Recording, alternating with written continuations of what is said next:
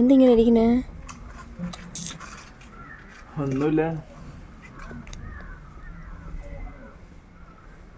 ഒന്നുമില്ലെന്ന് പറഞ്ഞിരുന്നാലും അതിലൊരു സംഭവം ഇരിക്കുക.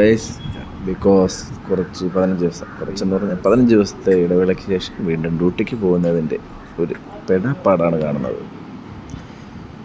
അതൊക്കെയാണെങ്കിൽ പിന്നെ ഞാൻ പോകുന്നത് താല്പര്യമില്ല. കാരണം ഇവിടെ ഉണ്ടെങ്കിൽ അടികൂടി ഇരിക്കാമല്ലോ. ഇതെല്ലാം എന്നെ ഒന്നും അറിയത്തില്ല. ഇതെല്ലാമാണെങ്കിൽ പപ്പ ടു വണ്ടിയിൽ പോയെന്നൊക്കെ പറയും. എന്താ പറയുന്നു, ഇതെല്ലാം ഇഷ്ടം പോലെയൊക്കെ ഇതെല്ലാം പറയും. ശനി എനിക്ക് വേണ്ടിയിട്ടുള്ള ബാഗെല്ലാം പാക്ക് ചെയ്യുന്നു. ഞാൻ റെഡി ആയിക്കൊണ്ടിരിക്കുകയാണ്. അമ്മ പുറകെ ഉണ്ട്, ഇടാ എന്താ എടുത്തു വെച്ചോ എന്നൊക്കെ ചോദിക്കുന്നുണ്ട്. ശനിയാണെങ്കിൽ മനസ്സോടെ കാര്യങ്ങളൊക്കെ ചെയ്യുന്നുണ്ട്. പാവമാണ് കേട്ടോ, സ്നേഹമുണ്ട്, നല്ല കുട്ടിയാണ്. അങ്ങനെ എനിക്ക് പോകാനുള്ള ഓട്ടോറിക്ഷ വന്ന് നമ്മുടെ അനൂപിൻ്റെ വണ്ടിയാണ്. അപ്പം ശനിയും മോളും അതിൽ തന്നെ കയറിയിരിപ്പുണ്ട്. പക്ഷേ പപ്പ വരാത്തതുകൊണ്ട് ഞാനിങ്ങനെ വെയിറ്റിംഗ് ആണ്. പപ്പ വന്നു കഴിഞ്ഞാൽ ഞാൻ പോകത്തുള്ളൂ. അങ്ങനെ ഫൈനലി പപ്പ വന്നു. ഞാൻ പപ്പയ്ക്ക് ഉമ്മ കൊടുത്തു. അത് വീഡിയോയിലില്ല, അമ്മയ്ക്ക് ഉമ്മ കൊടുത്തു. പിന്നെ ഇങ്ങനെ ഇതിൽ കയറാൻ സമയത്ത് ഞാൻ പറഞ്ഞു, എന്നാലും തെളിക്കുഴി വരെ വണ്ടി ചുമ്മാല്ലേ പോകുന്നത്, നിങ്ങൾ രണ്ടുപേരും കൂടെ തിരിച്ചു വരുമ്പോൾ ഇതിൽ വന്നാൽ മതി എന്ന് പറഞ്ഞു.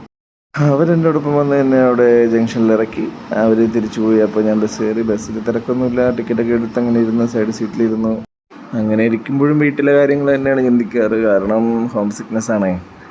ഒറ്റ മകനുള്ള എല്ലാവർക്കും അറിയാം അതിൻ്റെ ബുദ്ധിമുട്ട്. മാറിയിരിക്കുമ്പോൾ നല്ല ബുദ്ധിമുട്ടാണ്. പിന്നെ ഇപ്പം മോളും കൂടെ ഉള്ളതുകൊണ്ട് പിന്നെ പറയണ്ടല്ലോ. അടുത്ത് തിരുവനന്തപുരം ബസ് കയറി. തിരുവനന്തപുരം ബസ്സിൽ അത്യാവശ്യം തിരക്കുണ്ടായിരുന്നു. കുറേ വീഡിയോസ് എടുക്കാൻ പറ്റില്ല, കാരണം മനസ്സൊന്നും അങ്ങനെ ശരിയായില്ല. വീട്ടിൽ നിന്ന് വന്നതിൻ്റെയാണ്. പണി കിട്ടി ഗൈസ്. ടിക്കറ്റ് കൺഫേം ആവാത്തതുകൊണ്ട് ജനറലിൽ കയറി ഇങ്ങനെ പോകണം. നല്ല തിരക്കുണ്ട്. ഒരു സീറ്റ് കിട്ടി, പക്ഷെ എന്നിരുന്നാലും അത് കംഫർട്ടായില്ല. ഫൈനലി 5:30 വള്ളിക്കുന്നെത്തി. രാവിലെ തന്നെ നമ്മുടെ ചങ്ക അവിടെ വെയിറ്റ് ചെയ്തിപ്പുണ്ട്. ചങ്ക് പൊളിയാണ് കേട്ടോ. എന്ത് കാര്യം ഉണ്ടെങ്കിലും നമുക്ക് വിശ്വസിച്ച് പറയാൻ പറ്റുന്ന ഒരാളാണ്.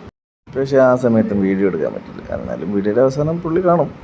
അപ്പോൾ ഞങ്ങളിങ്ങനെ കാര്യമൊക്കെ പറഞ്ഞ് പതിയെ ഇങ്ങനെ പോവുകയാണ്. നല്ല ക്ലൈമറ്റാണ്. അപ്പോൾ മഴ പെയ്തിട്ടുണ്ട് ഇന്നലെ എന്നാണ് പറഞ്ഞത്. അങ്ങനെ മട്ടത്തിൽ ചതുർഭുജം എന്തൊക്കെയുണ്ടോ എനിക്കറിയില്ല പറയാൻ. എല്ലാ തരത്തിലും മൂഞ്ചി ഗൈസ്. Railway gate ക്ലോസാണ്. ഏകദേശം 10 മിനിറ്റോളം ഞങ്ങൾ അവിടെ നിന്നു. എന്തായാലും ഇനി ഇത് കഴിയാതെ പോകാൻ പറ്റത്തില്ലല്ലോ. ഫൈനലി വന്നു ഗൈസ്.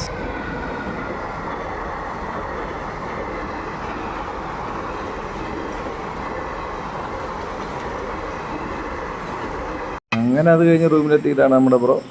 അങ്ങനെ റൂമൊക്കെ തുറന്ന് അകത്ത് കയറിയപ്പം തന്നെ ഒരു ഹോസ്പിറ്റലിൻ്റെ സ്മെല്ലുണ്ട്. ഈ ഹോസ്പിറ്റൽ ഡ്യൂട്ടി ആയതുകൊണ്ടോന്നറിയില്ല. എന്തായാലും മറ്റേ നല്ല ഉറക്കത്തിലാണ്. ഗുഡ് മോർണിംഗ് കൊടുത്ത് അവൻ അടിച്ചില്ലെന്ന്. അതിനുശേഷം ഞാൻ റെഡിയായി. അപ്പം ചങ്ക അവിടെ വെയിറ്റ് ചെയ്യുന്നുണ്ടായിരുന്നു. അങ്ങനെ ഫുഡ് കഴിക്കാനുള്ള പരിപാടിയാണ്.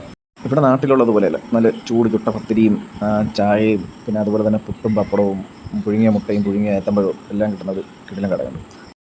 ആരൊക്കെയോ പറയുന്നത് പോലെ മലപ്പുറം വേറെ രാജ്യമാണല്ലോ. ശരിയാണ് കേട്ടോ, അവരുടെ സ്നേഹത്തിന് മുമ്പിൽ അത് വേറെ രാജ്യം.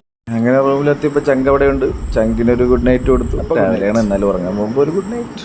അപ്പോൾ ഞാനും പോവുകയാണ് ഗൈസ്. അപ്പോൾ okay, good night, thank you.